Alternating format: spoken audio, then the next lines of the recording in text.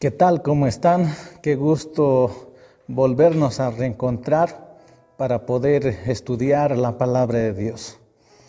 La palabra de Dios es el alimento espiritual. Jesús dijo, no solo de pan vivirá el hombre, sino de toda palabra que sale de la boca de Dios. Pero muchas veces nosotros olvidamos ese consejo y pensamos que la vida solo consiste en la parte física y nada más. Descuidamos nuestra vida espiritual, descuidamos el alimento de la vida espiritual, que es la palabra de Dios. ¿Alguna vez te has puesto a pensar cómo sería la vida si tú solamente comieras una vez a la semana? Yo sé que tus fuerzas, tus energías se acabarían. Terminarías desnutrido, condenado a la muerte. En la vida espiritual sucede lo propio. No podemos vivir solamente alimentándonos una vez a la semana o de vez en cuando. Necesitamos ir a la palabra de Dios diariamente. Con esto en mente vamos a ir a leer la palabra de Dios en esta mañana. Estoy grabando este mensaje para compartir con ustedes. Y el texto para el mensaje de esta ocasión está registrado en San Mateo capítulo 13, versículo 47 al 50. San Mateo capítulo 13, versículo 47 al 50. Dice de esta manera: Asimismo, el reino de los cielos es semejante a una red que echada en el mar recoge de toda clase de peces, y una vez llena la sacan a la orilla, y sentados recogen lo bueno en cestas, y lo malo echan fuera. Así será al fin del siglo. Saldrán los ángeles y apartarán a los malos de entre los justos, y lo echarán en el horno de fuego. Allí será el lloro y el crujir de dientes. Yo quiero destacar en esta ocasión algunos detalles de este relato. Jesús usaba parábolas para enseñar lecciones espirituales. Y recalco que las parábolas que Jesús usaba eran muy familiares a las personas que escuchaban ese mensaje. Jesús habló de la oveja perdida, habló en este caso de la red, la pesca. También habló del sembrador, del buen comerciante. Bueno, Jesús usaba esas parábolas porque eran aspectos familiares a las personas que escuchaban sus mensajes. Yo alguna vez decía, tenemos que aprender de Jesús. Cuando queremos enseñar ilustrando con algo, necesitamos usar lo que el oyente conoce. Si yo estoy enseñando a gente que no tiene idea cómo funciona una computadora, no puedo hablar de disco duro, memoria RAM, Windows. No puedo hablar de eso porque no me van a entender. Tengo que hablar de algo que la persona entienda, la persona conozca. En los tiempos de Jesús, la gente se dedicaba una parte a la pesca, otra parte a la agricultura, a la ganadería, al comercio. Por eso es que Jesús usaba esas parábolas. Y aquí tenemos la parábola de la red. Y empieza diciendo, el reino de los cielos es semejante a una red que echada en el mar recoge de toda clase de peces. El reino de los cielos es semejante a una red. Aquí Jesús está hablando de el evangelio que llega a las personas. Y es interesante cuando dice que echada en el mar recoge de toda clase de peces. Yo quiero puntualizar este detalle. Muchas veces pensamos que la iglesia debería estar llena de personas que aman a Dios de verdad, de personas convertidas, de personas santas. Y esa es la idea que muchos tienen, que la iglesia es de personas santas, justas. Pero cuando nosotros vamos a la Biblia, encontramos otra figura. La Biblia nos dice que la iglesia concentra toda clase de personas. Por eso es que se habla, por ejemplo, cuando se habla del redil, se habla de ovejas y cabritos. Cuando se habla del campo, del trigal, se habla de trigo y cizaña. Y aquí cuando habla de la pesca, menciona a peces buenos y peces malos. ¿Qué significa esto? Significa que la iglesia tiene sus defectos, que en la iglesia no todos son buenos, como quisiéramos que fuera así. Estamos en una etapa donde Jesús invita a las personas. La iglesia predica llevando la invitación de Jesús. Y esa invitación la aceptan toda clase de personas. Es así que la iglesia está compuesta. La iglesia no está conformada por puros santos. En la iglesia también existe gente mala. Y muchas veces usted va a encontrar gente incluso más mala que aquellos que no conocen a Dios. Y muchas veces por causa de esas personas somos mal juzgados. Lo malo es que la sociedad tiene la costumbre de meternos en la misma bolsa a todos. Ven a alguien haciendo lo malo y dicen, así son los cristianos, cuando en la realidad no es así. También hay gente buena en la iglesia, gente sincera, gente cristiana, pero no podemos negar que también existe gente mala, gente inconversa. Por eso aquí la parábola dice que la red recoge peces buenos y peces malos. Ahora, existe otro detalle también que quiero mencionar. En la iglesia se levantan algunas personas queriendo, entre comillas, corregir.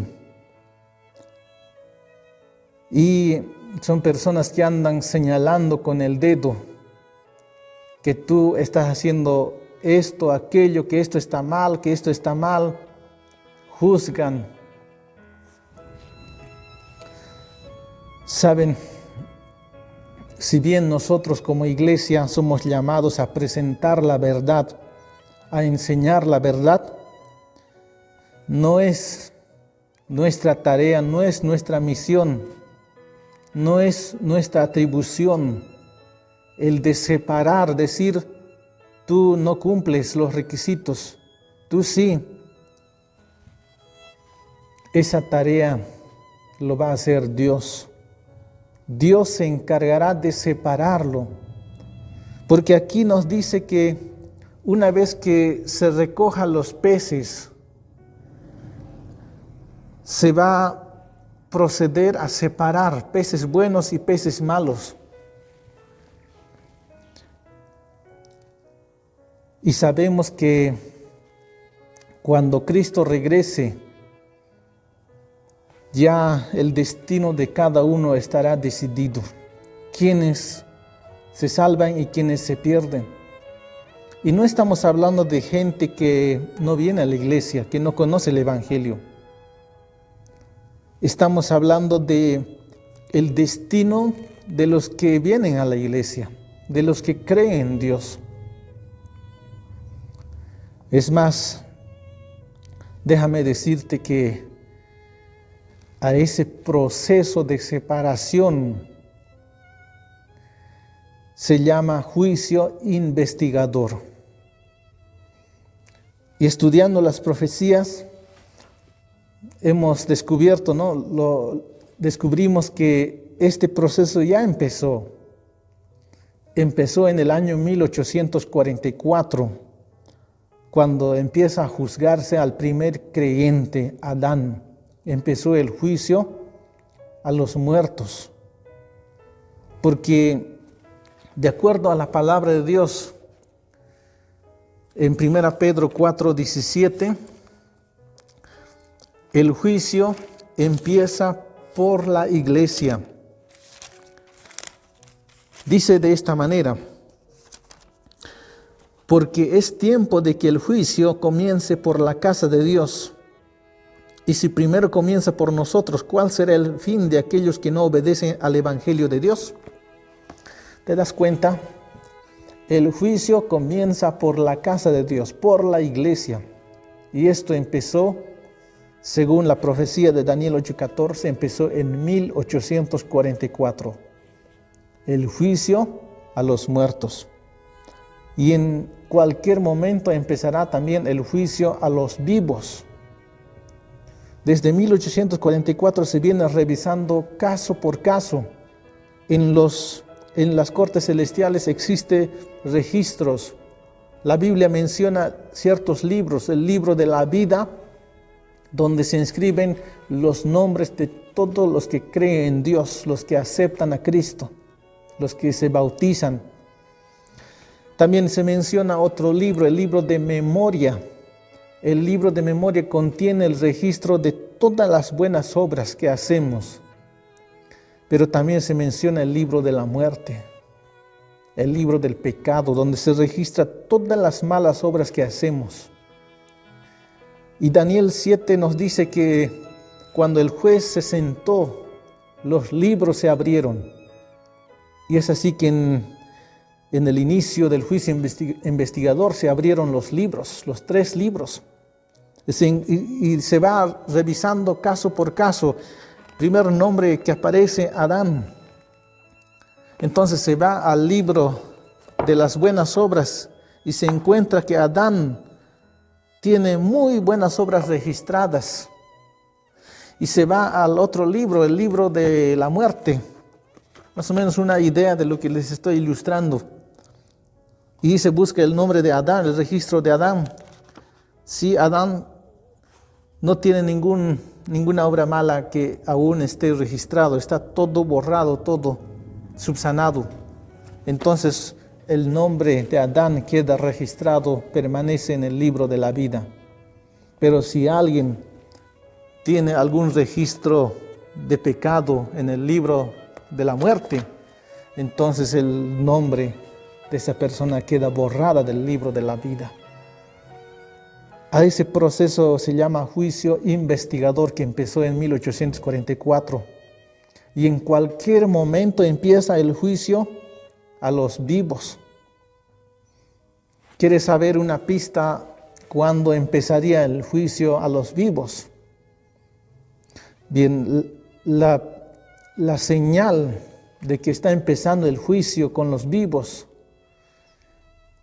será la ley dominical, la promulgación de la ley dominical, que es la abominación desoladora de los tiempos finales.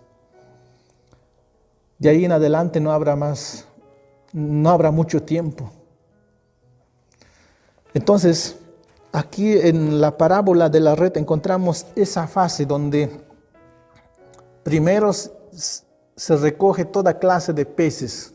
Hoy estamos en esa etapa de lo que es invitar el mensaje de salvación a las personas, llegar con el mensaje a todas personas, pero también viene luego lo que es la separación entre buenos y malos.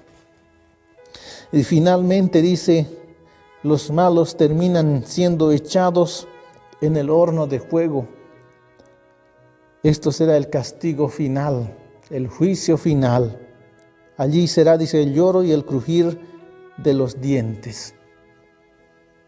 En esta ocasión, el objetivo de este mensaje es hacer un llamado a la iglesia para que nosotros podamos aspirar a ser los peces buenos y no los peces malos. Qué triste sería que un día, después de haber estado mucho tiempo en la iglesia, después de haber hecho tantas cosas en la iglesia, nos perdamos. Yo quiero compartir con ustedes una cita que he encontrado en este libro, Eventos de los Últimos Días, en la página 240. Dice de esta manera: tenemos que aprovechar al máximo nuestras oportunidades presentes. No se nos dará otro tiempo de gracia en el cual prepararnos para el cielo. Esta es nuestra única y última oportunidad con el fin de formar caracteres que nos harán idóneos para el futuro hogar que el Señor ha preparado para todos los que son obedientes a sus mandamientos. La sierva del Señor declara claramente y enfáticamente: no habrá otra oportunidad. Esta es la oportunidad presente que debemos aprovechar para preparar nuestro carácter. Mientras tengamos el tiempo de gracia, podemos prepararnos. Pero algo también que quiero recalcar es que muchas veces solo pensamos en el fin del tiempo de gracia de manera general. Y sabemos que el fin del tiempo de gracia sucederá posterior a la ley dominical. Porque después de la ley dominical habrá un pequeño espacio donde las personas todavía pueden decidirse en favor de la verdad, pueden aceptar a Cristo, entregar sus vidas. Y entonces, cuando ya el mensaje de la verdad presente haya llegado a toda persona y toda persona haya tomado su decisión final y haya sido completado el número de los sellados, Jesús se levantará en el santuario celestial, dejará las vestiduras de sumo sacerdote y se vestirá como Rey de Reyes para venir a esta tierra. Entonces pues habrá acabado el tiempo de gracia. Pero eso es de manera general, de manera universal. El tiempo de gracia también se termina de manera personal. Y eso sucede cuando la muerte llega a nuestra vida. Y yo te pregunto, ¿usted sabe cuándo va a morir? Tal vez es absurdo preguntar esto porque la verdad nadie sabe. Nadie tiene la vida comprada. Por tanto, en cualquier momento nuestro tiempo de gracia podría acabar. Y nuestro tiempo presente, la oportunidad presente para prepararnos podría acabar. Por eso es importante nosotros prepararnos en la actualidad, no descuidar nuestra salvación. Termino con este mensaje. Dios espera que nosotros seamos los peces buenos y no los peces malos, porque los peces malos serán echados en el horno ardiente. El anhelo de Dios es que nadie se pierda, que todos seamos salvos. Y Dios aún nos está dando esa oportunidad. Que el Señor les bendiga. Esto ha sido el mensaje que he preparado para compartir con ustedes. Hasta otra oportunidad.